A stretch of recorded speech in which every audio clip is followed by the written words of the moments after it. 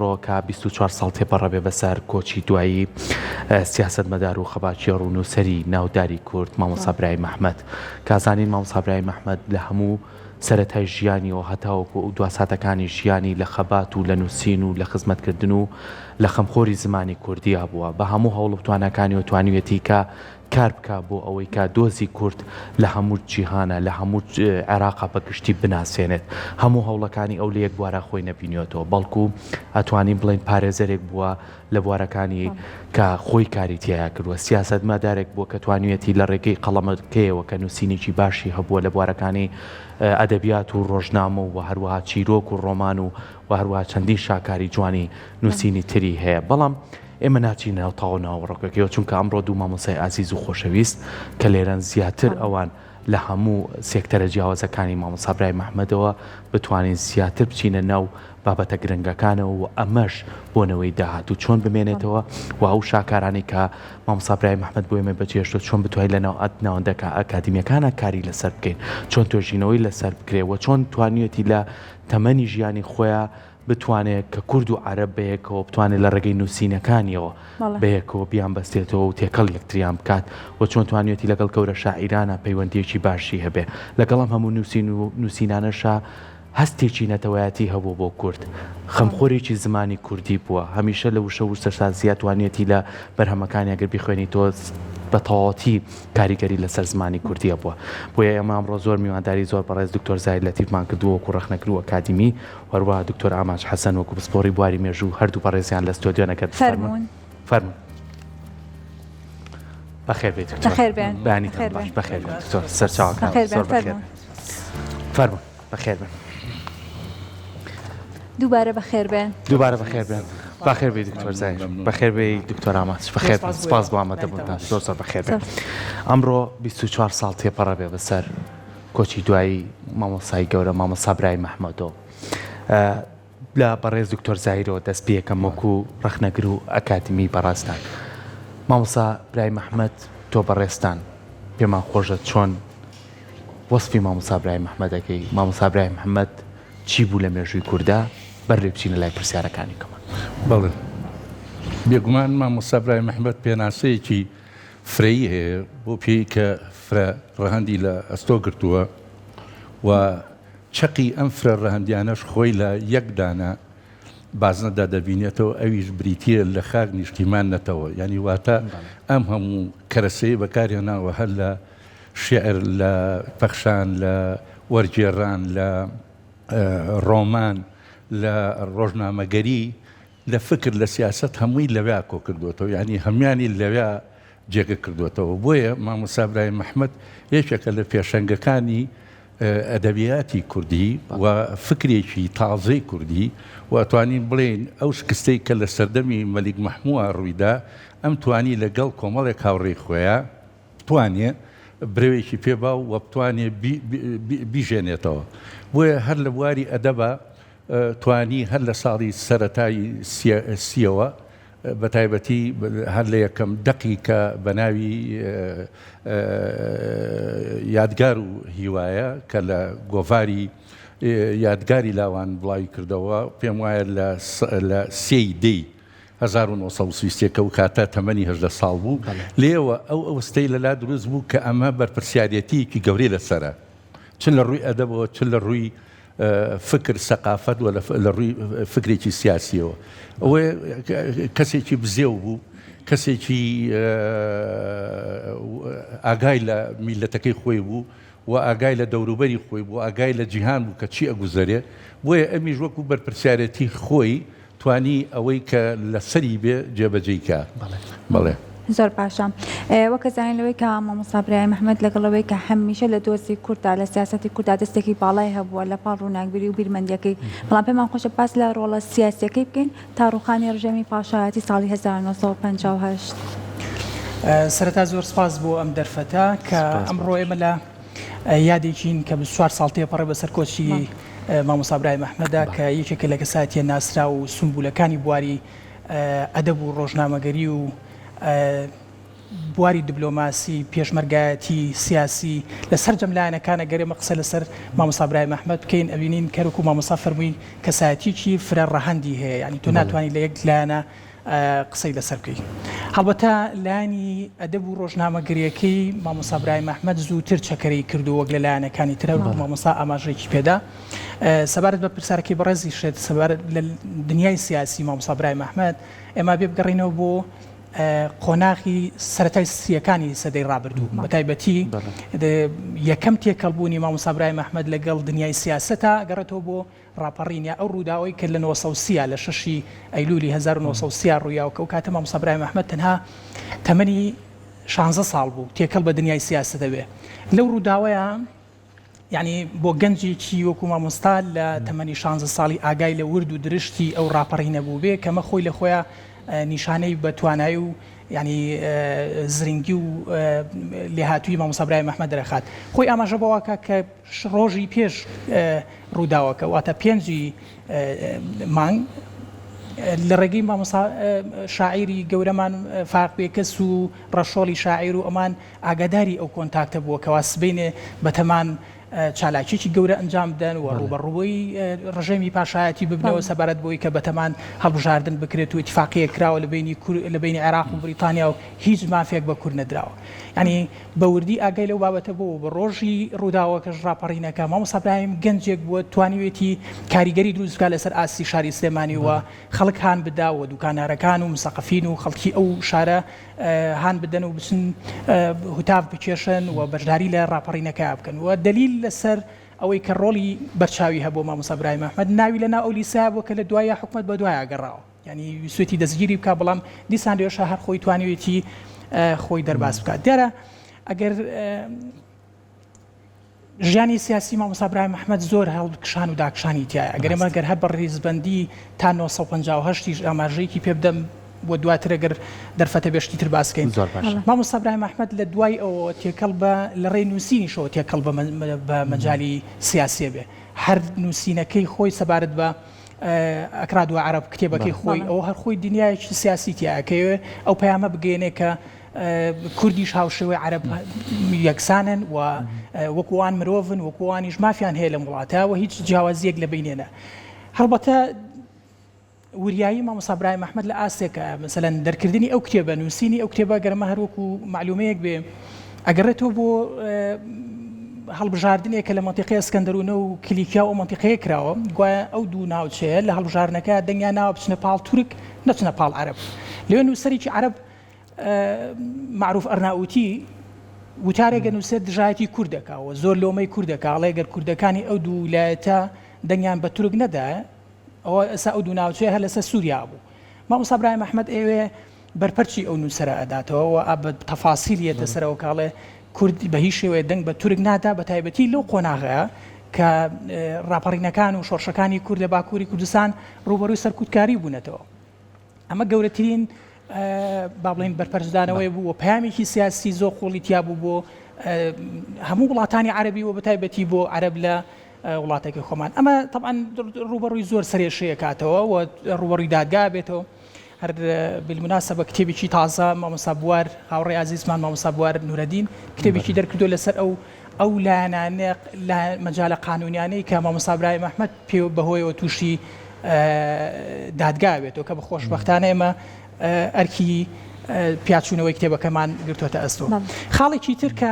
قسەی لەسەر بکەین لە دنیای سیاسی مامۆستا برایم ئەحمەد هەر لە تەمەنی زۆر لاوێتی و دیسان ئەچێتە بە فعلی ئەبێتە ئەندام لە حیزبە سیاسەکانی ئەو کاتە کۆمەڵە و ڕێکخراوەکان کۆمەڵەی ژێکاف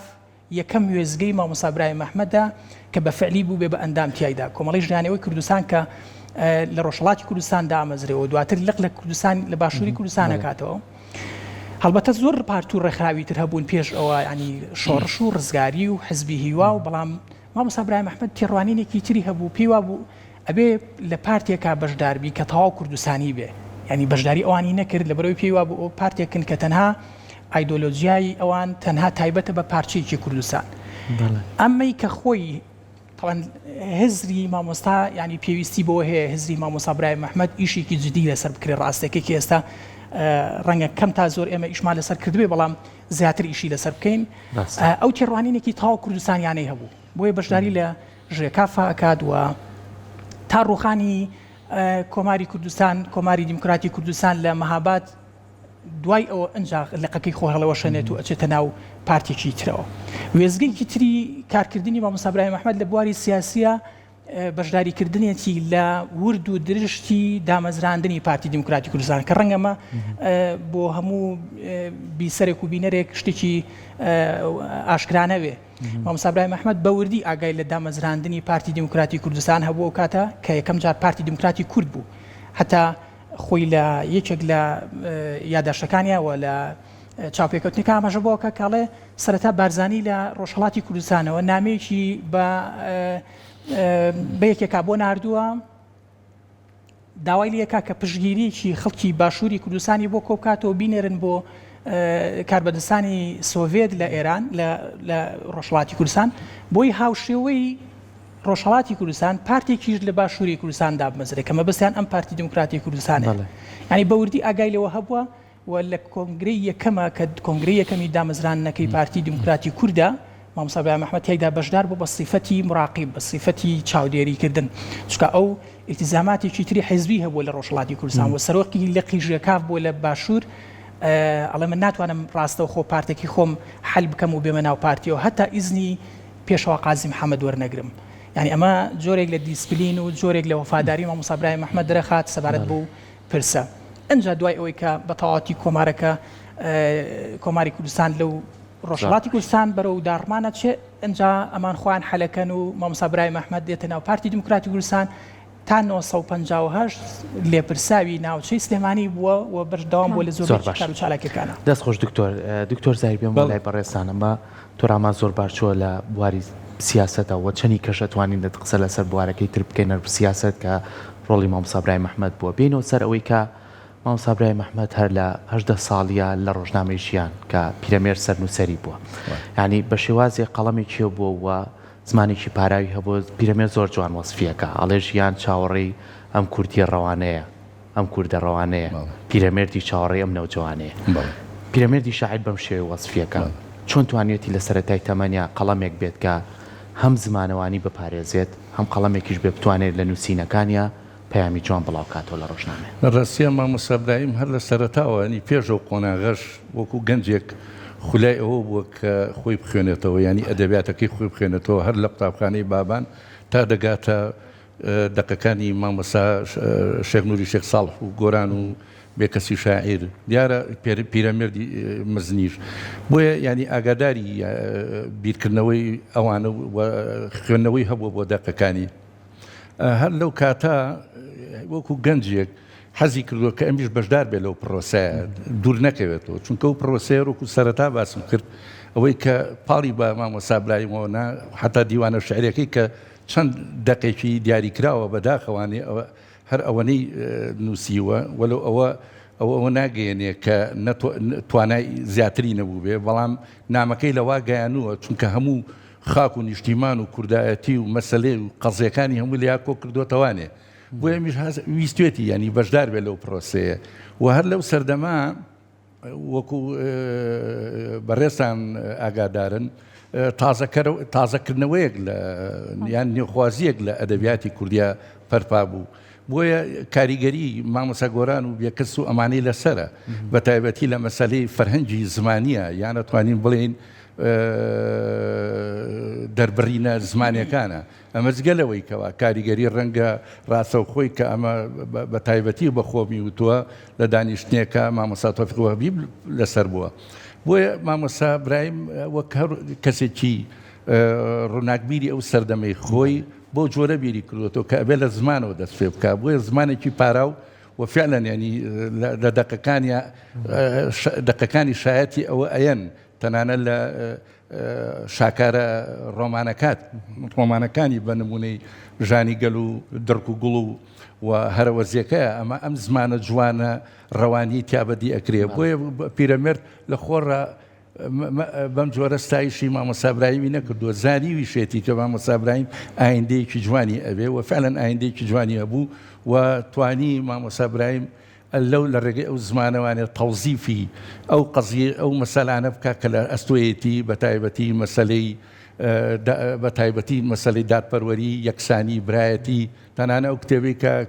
دکتۆریش ئاماژەی پێ ئەکراد و عەرەبەکە خۆی لە خۆیان ئەمە ڕاستە کتێب نیە نامیلکێ بەڵام لە هەمان کاتە ئەمە بەیاننامەیەک بوو بەیاننامەیەک بوو بۆ برایانی عەرەب کە لەو سەردەما ئێمە ئەتوانین لە ڕێگەی ئاشتیەوە بتوانین خۆمان پێکەوە بگونجێنین و یان دراوسێتیەک دروستکەین بۆیە ئەو کتێبە وەکو ئەم مامۆستا باسی کرد هەم لەلایەکەوە ئاماژەیەکی ڕاستەوخۆ بوو بۆ برایانی عەرەب کە ئیشی لەسەر کرێ کە بەداخەوە وا دەرکەوت یان نایان بینیوە یان ئەگەر بینی بێتیان بەهۆی ڕەگەزپەرستی و تونڕەویەکانەوانی فەرامۆشیان کردووە بۆیە هەر لەو کتێبە ئاماژەیەکی ناڕاستەوخۆیە ئەڵێ گەرەمانە نەبێ ئێمە ئەتوانین ڕێگەیکی تر بگرینەبەر ئەو ڕێگەی تریژ مەسەلەی چەکداری بوو خەباتی چەکداری بەداخەوانە تەبیعیە و خەباتی چەکداریە لەسەر بنەمایەکی سۆشالیستی ئەو کە سەردەمە دامەزرا بوو کە هەموو بە مامۆستا برایمیشەوە تەوقعی ئەوەیە کرد کە وا شتێکی جوانی لێ دەرچێ بەڵام لەو تەوەقعانەوە پێشبینی ئاسویانە دواتر تێک شکان وا دەرنەچوون ئەو جیانەش نەیتوانی هیچمان بۆ بکە لەسەر و جیانەکە خۆشمانەمانتوانی شتێکی ئیزافە بکەین یان بتوانین دامی ئەو مەشروعی مامۆستا برایم بکەین لەبەر ئەوە مامۆستا برایم فعلەن وەکوی جەناب باسی کرد لە زمانەوە دەستی پێ کرد دوایی چوە ناو جیهانی ئەدەبوانێ و جیانە ئەدەبەکەی ڕنگدانەوەی ئەو زمانەیە کە زمانیش ئەوە پێناسەیە یان شوناسێکە بۆ مەسەلەی کورد و مێژووی کورد و نەتەوەکە سەر پاشا دکتۆر ئامانج وەکەوەی کە باس ئەکرێتەوەی کە ئەم هەموو خەباتەی کرد و ئەم هەموو قوربانیی داوە لە پێناو دۆزی کووردا لە پێناو دۆزی ڕزگاری خوازی کووردا بەڵام چی بکرێت بۆی کە ئەو هەموو شتانە نەفۆتێت لەبەرکە مەسەنەوەیەکمان هەیە لەوانەیە بێبەش بێت لەوانە کە دووبارە ئەمانە بچێتەوە بەناونەوەی نوێ بزانێت کە لە ڕابردوودا کێ هەبووە کێ خەباتی کردووە کێ هەوڵی داوە تاکو بتوانێت ئەم لەم ڕۆژێ ئاوا بە ئازادی ژیان بەسەر بەرێت. زۆر ڕاستە یەکێ لەو پێداویستانی کە ئێستا زۆر گرینگە مثلەن بە ئەرشیفکردنی ئەو جۆرە خەبات و با بڵێین بەرخودانانە بەداخەوە ینی لەم ئەخیرا بیرەوەریەکانی مامۆستا بڵاوکرایەوە ینی پێشتر ئیشی لەسەر نەکرابووە خۆشی مامۆستا لە شوێنێکە ئاماژە بۆکە کە زۆر نازانم ڕەنگە دەرفەتی نەبوو بێ یان کاتی ئەوەی نەبوو بێن شتەکان تەوسیق نەکراوە و نەنووسراوەتەوە وەگەر کرابێتیش هێشتا ئیشی لەسەر نەکراوە بۆیە دوو لایەنە لایەنی چانەوەی کە خۆمان تا چڕادێک دەتوانین ئیشی لەسەر بکەینەوە زیاتر و خەباتە بگەینی نەخوێنەر ئەگەر چی ینی ئەوش بابەتێکی ترە کە خوێنە تا چڕادێک ئامادەیە بۆ وەرگرتنی زانیاری کە لە ئێستا مەسەلەن ئێستا زیاتر خوێنەر ئێمە حەزەکە کورتترین شتی پێ دەبەردەست و لە جانبێکی تریشان پەیوەندی بۆیە کە ئالێتێک دۆزینەوە کە ئەم سەرکردانی خۆمان بە خوێنەر و بە چینی ئێستا بە گەنجان بناسێنین ڕاستێکی ئەمە ئەکوێتە سەر هەردوو لە و بەتایبەتیش لە ڕەنگە ڕاگەاندن ئێستا کە ڕۆڵی زۆر گرنگ بگێڕێ و بتوانێت ئەو پەیامە بە لە کاتێکی کەمە بگێنێتە ئەمەی کە ئێستا من و کاک دکتۆر باسیەکەین ڕەنگە چەند کتێبێک لە خۆ بگرێ هەر ئێستا هەر یەکەمان نسایەکی دێک دوو کتێبمان لەسەر مامۆستا برای مەحمەد هەیە لە بەردەستە بەڵام بە پوختی ئەمە توانین لە نیو سعاتێکاتەوە ئەو پەیامە بگەێنی و خوێندنەوەیەک بۆ کەسایەتیەک یان بۆ شۆڕشێک بۆ ڕاپەڕینێک بۆ مێژوویەک کە خۆمان هەمانە بگەینی بە گوێگر بە بینەرانی بەڕێزیان. زۆر باشە دکتۆر زاید مامۆستا برای مەحمەد لەگەڵ هەموو ئەو توانایی هەبوو لە ڕووی سیاسیەوە لە ڕووی نووسینەوە لە ڕووی ئەوەی پەیوەندیەکانی زیاتر لەگەڵ لایەنەکانی ترتونگ تۆڕ بکاتەوە و لە هەمان کاتیشا هەوڵی ئەیە کە باز لە دۆزی کورد بکە بەڵام لە هەمان کاتیشا هەر خۆی نەبوو یعنی ئەچوو لەگەڵ کۆمەڵی کەسایەتی بەناوبانگە بۆ نمونە لە ساڵ 1939 تا 49 لەگەڵ مامۆستا عەلەدین سەجادی یعنی پەیوەندیان هەبوو بۆ ئەو گۆڤارە ئەم پەیوەندیە لەگەڵ ئەم کەسایەتیانەیە تا چەند وای کردبوو بیر و ڕاگۆڕینەوە هەبێ تاوەکو بتوانن لە نووسینەکانیانە لەوانەی کە بڵاویەکەنەوە لە ناو گۆڤارەکانە پەیوەندیەکی وا هەبێت کە بتوانن زیاتر لەو بابەتانە بکۆڵنەوە کە پەیوەندی بە دۆزی کوردەوە هەیە کە پەیوەندی بە لایەنی ئەوەی کە چۆن زمانی خۆمان پارێزین چۆن بتوانین هەم لە نووسینەکانە ڕەخنەش بگرین و برادێکەشمان بپارێزین ئەمە مامۆستا برای مەحمەد هەمیشە ئەمەی ڕەچاوە کرد چۆن ئەم کارانەی ئەکرد.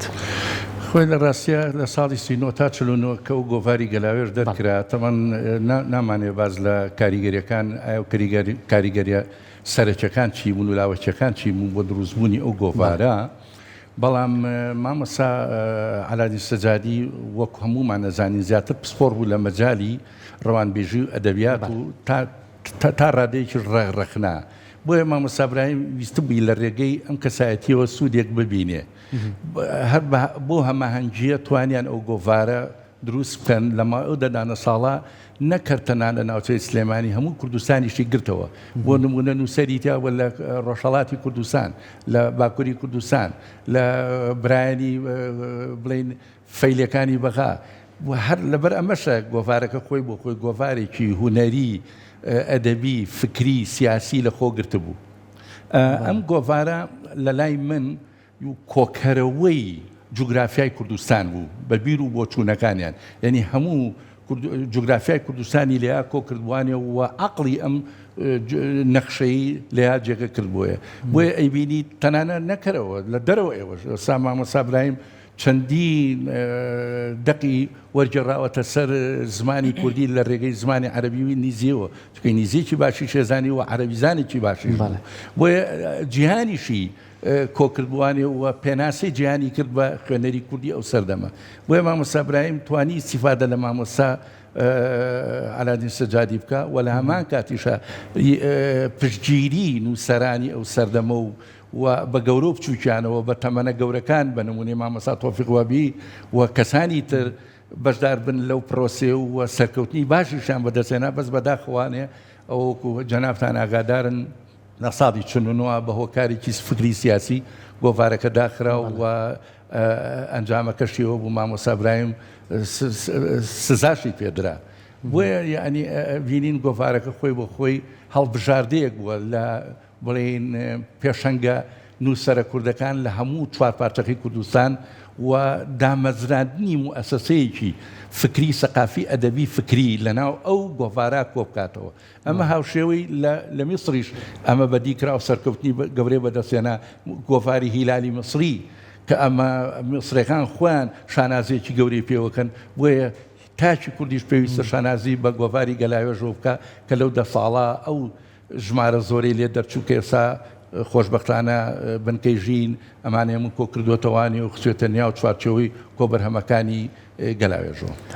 باشە دکتۆر ئاماژەت بەوە کردلەوەی کە چەندین کتێب هەیە کە ژیانی مامۆستا ئیبراهیم ئەحمەدی تیایە نووسراوەتەوە ئاماژە پێکرا بۆ هەموو خەباتەی کە هەی بووە بەڵام تا چەند گرنگە ئەم کتێبانە بە جیهانی بکرێن لەبەروی ئێستا ئەگەر هەر خۆمان لە ناوخۆی وڵاتە لەوانە چەندین کەسایەتی ناوداری جیهانی هەبێ بیان ناسین و سەرسامین بیان بەڵام ئەگەر بێتە سەر بابەتەکە کورد بێت لەواجێت لە جیهانە زۆر کەم کەس هەبێت لەوەی کە ئەم تاکانە بناسێت لە ناو جیهان بزانێت کە ئەمانە چیان کردو چەندێک خەباتیان و چەندێک هەوڵیان ناوە تا ئێستا ئەم کەسانە لە دەرەوەی وڵات وای لێکراوە لەوەی وردە بە جیهانی بکرێت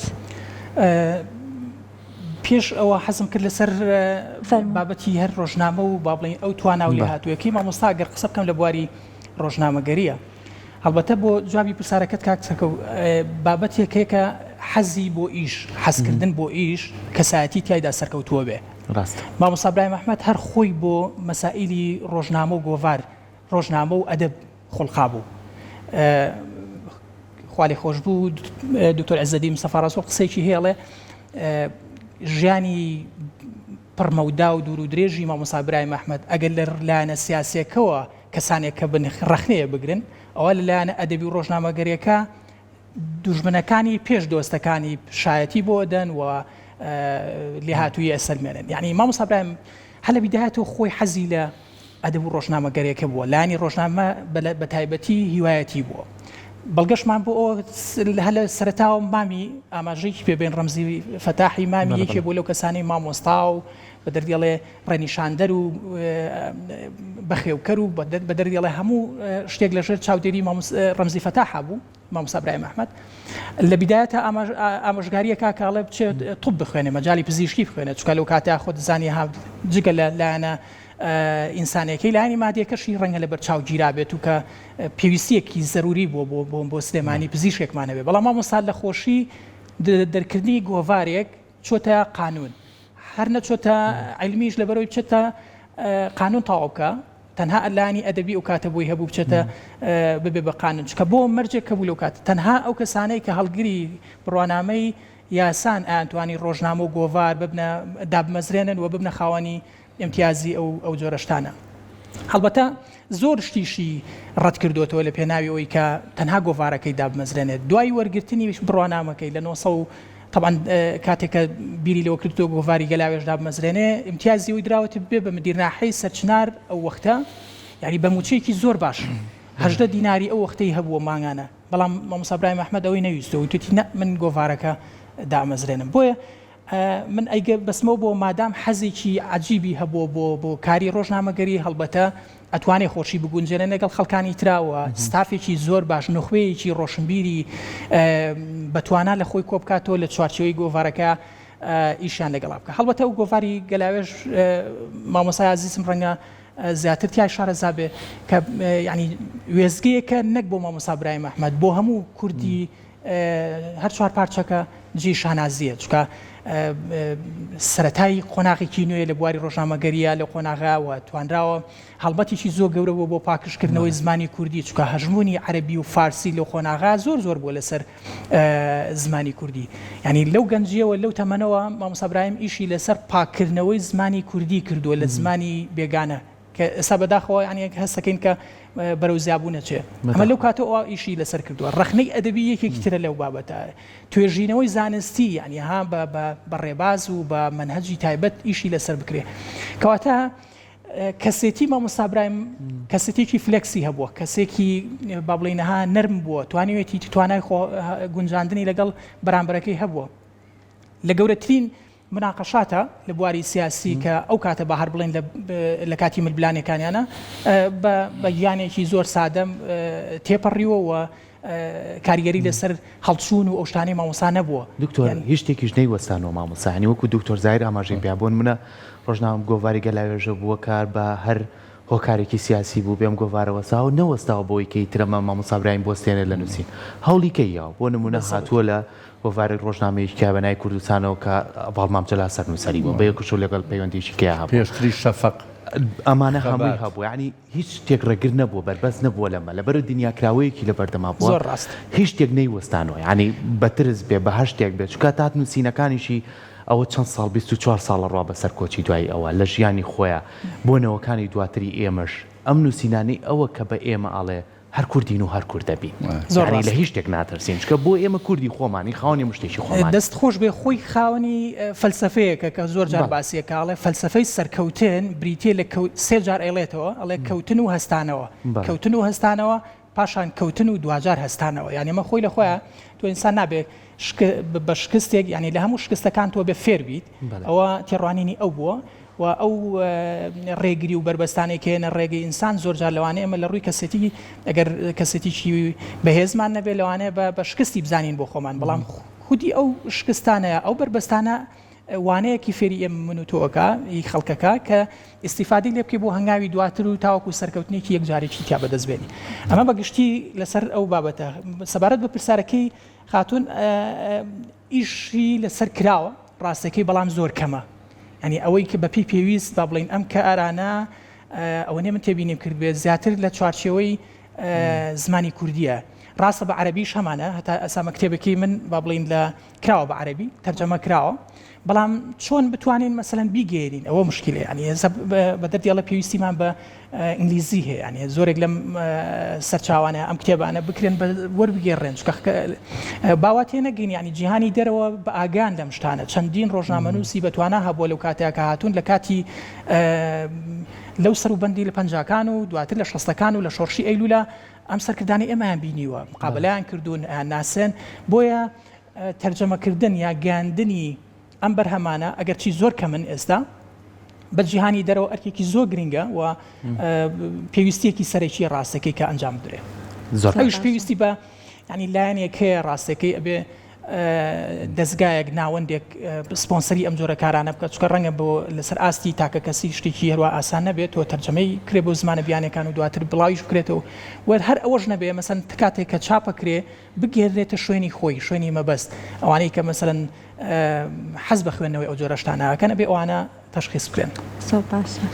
ئەوەی کە زۆر گرنگە دکتۆر زاید لەگەڵەوەی کە ئەم هەموو بوارەی مامۆستا ئیبراهیم ئەحمەد کاری تیا کردو لە ژیانیدا بۆ ئەوەی کە بتوانێت خزمەت بکە خزمەتی دۆزی کورد بکە لە هەموو بوارەکانە لە سیاسیا بێ لە ئەدەبیاتا بێ لە ڕۆژنامەنووسیا بێ لایەنێکیکە بوو پێم خۆش و باسیکەین باسی کۆمەڵە شاکاریش خۆش باش ئاماژە و پیابوون منەژانی کە لە کوێرەوەریە دواتیری کەوانە دکتۆر ئاماژلەوانی کەم شاکارانی نووسیوە بۆ خۆی لە خۆیان بەرهەمێکن کە ئەتوانیت لە پشت بەرهەمەکۆ کە ژانی گرنج کراوە بە فیلم بینیوشمانە کورد بە شێوەیەک پیشانەیە کە هێز و توانایتیایە کورد هەرچەنە داگیرمان بکەن ئێمە خۆشەی سیماتیایە کورد هەرچەنە داگیرکەن زمانێکی پارای خۆمانەیە کورد هەرچەند داگیرکەن و هەوڵ بن قەت ناتوان نیشتیمانمان لە داگیرکەن چکە ئەمە لەگەڵ ڕۆحماناژی لە پشت هەموو ئەم ڕستانەی مامۆستا ئیبراهیم محمەدەوە چی خستبووە ناو خەڵکەوە چی خستبووە ناو کوردەکانەوە کە بتوانن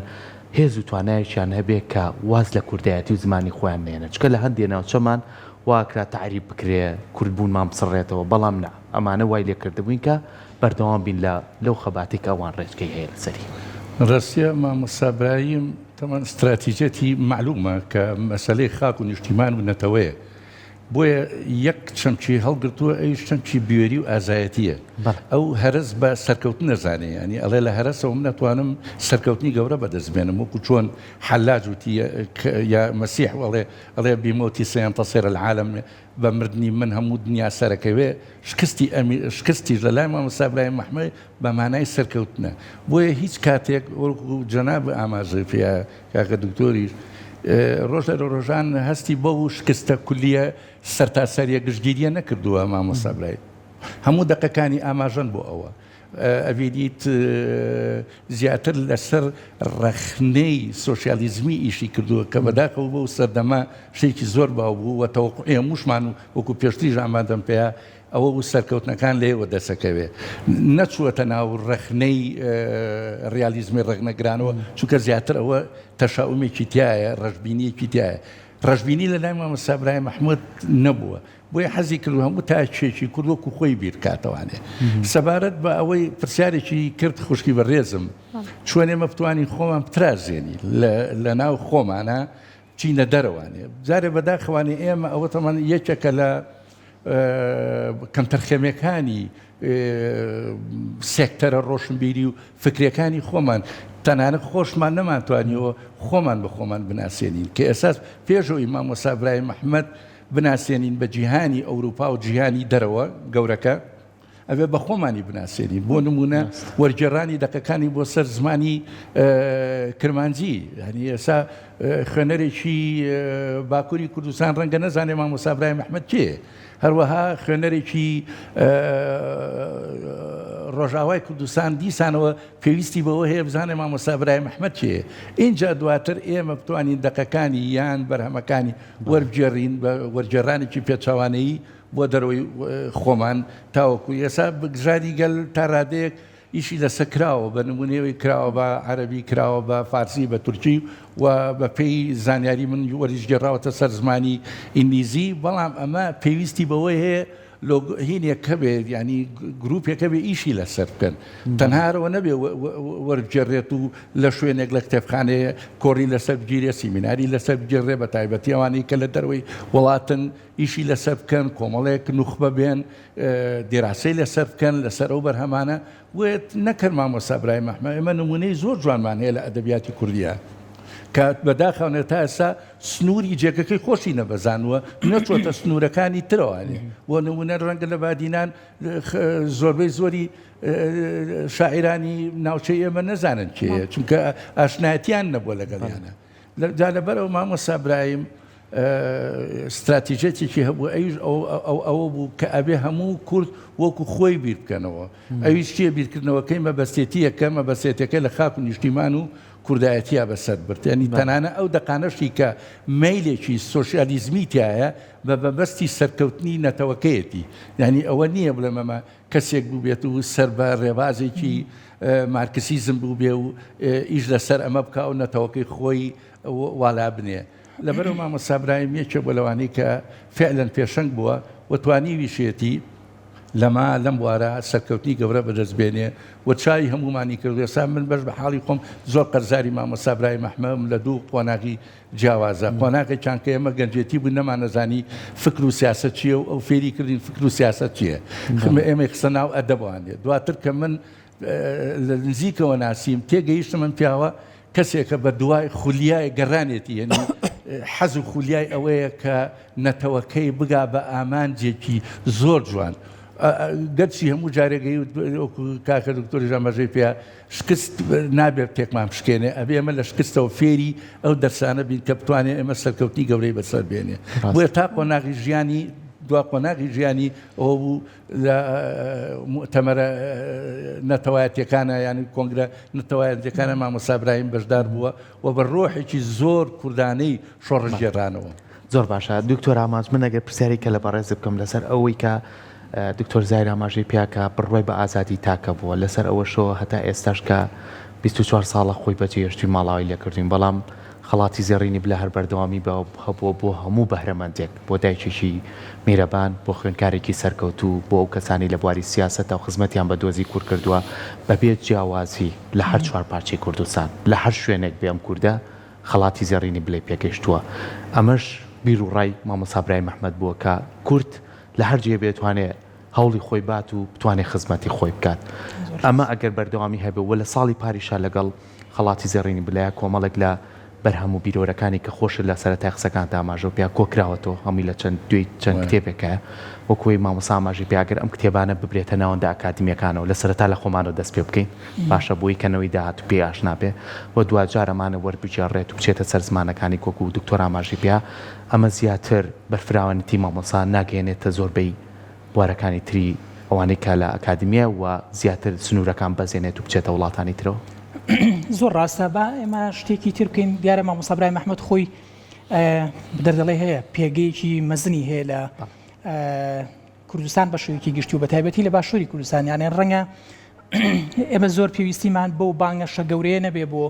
گەورەکردنی مامۆستا ئیبراهیم محمەد خۆی گەورەیە و زۆر با بڵین بەرهەمەکانیشی وە خەباتەکەشی خەباتە دوور و درێژەکەی چ لە کوردستان وە چ لە هەندران کە وێزگەیشی ترە ئەگەر دەرفەتەوێ باسیکەین لە جێ خۆیەتی بەڵام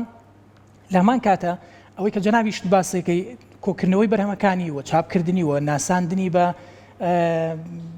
دامەزراوەکان بە تایبەتی زانکۆکان وە ناوەندەکانی تر و بەگشتی بۆ خەڵک ئەمە یەکێکە لەو بابەتانی کە زۆر گرنگە هەروکو کاکە دکتۆر باسی کرد ینی ڕەنگە زۆر وێزگە هەبێ سیر بێ ئێستا ئەگەر ئێمە بڵین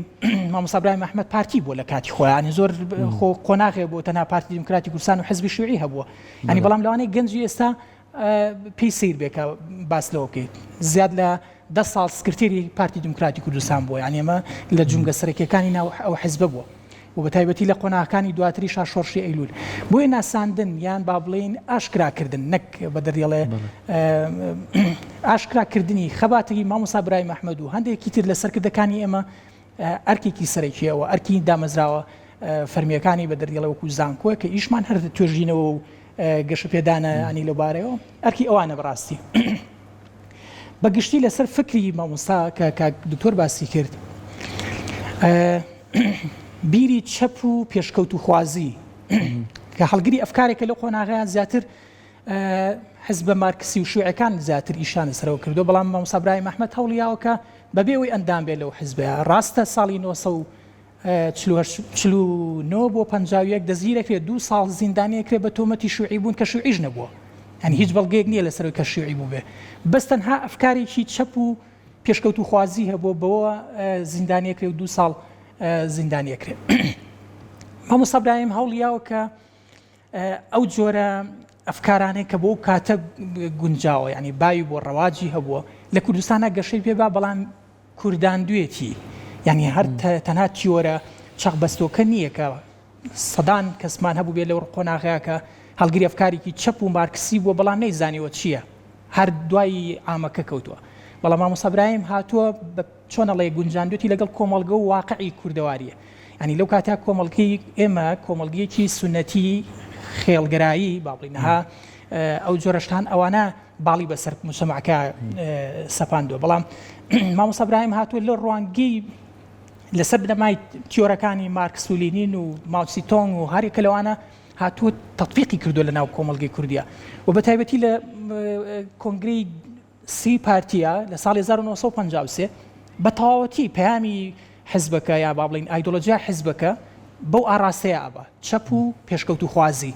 یعنی ئەمە بۆ ئەو قۆناغە بابەتێکی زۆر گرنگ بووە زۆر وەرچەرخانێکی گەورە بووە کە تۆ بتوانێت حزبێک یان ڕوتێک یان تێڕوانینی شارێک و نخبەی سیاسی و ڕۆشنبیری لەو کاتە بە ئاراستەیە کابری کە پێشکەوتوخوازی بێەوە جیاواز بێت لەو دۆخە کە لە وڵاتەکە هەیە لە کۆمەلگاکە هەیە ئەمانە هەمووی با بڵێن گەورەی مامۆستا برایم محمەد دەرەخا بۆ خۆناغا. زۆر باشە لەگەڵەوەی ئێمە هەرچەند کە باس لە ژیانی مامۆستا برایم محمەد بکەین باس لە خەباتەکەی بکەین باس لەو هەوڵانە بکەین لەوانەیە بەرنامێک و چەندین بەرنامەکەم بێت لەوەی کە ئەمە بتوانین باسی بکەین. سپاس بۆ ئامادەبوونتان. دەستان خۆش بێ. زۆر زۆر سپاس.